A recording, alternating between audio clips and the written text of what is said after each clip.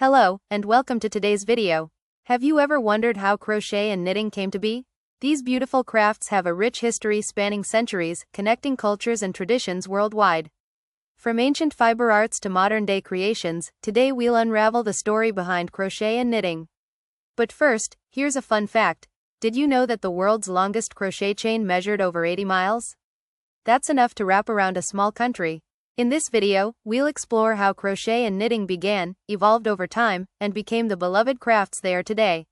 So, grab your yarn and needles, and let's dive into the fascinating history of crochet and knitting. Crochet and knitting, as we know them, have roots that stretch far back into history. While neither craft existed in its current form, early forms of fiber arts were practiced thousands of years ago. One of the oldest fiber techniques was null-binding, a precursor to knitting, found in archaeological sites dating back to ancient Egypt around 1100 BCE. Unlike knitting, null-binding used short lengths of yarn and a single needle to create textiles, primarily for clothing and nets.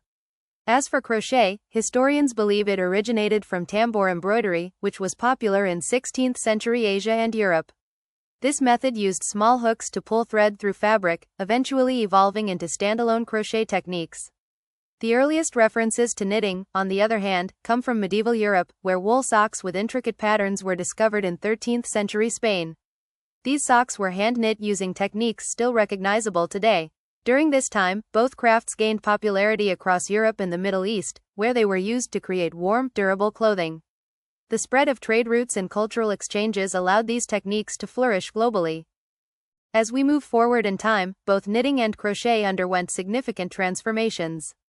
The Industrial Revolution in the 18th and 19th centuries brought major changes to how textiles were produced. Before this period, all knitting and crochet were done entirely by hand, a time-intensive process. Knitting machines were invented in the late 16th century, revolutionizing the production of knitted goods. While these machines were primarily used for industrial purposes, hand knitting continued to thrive as a home craft, especially in rural communities.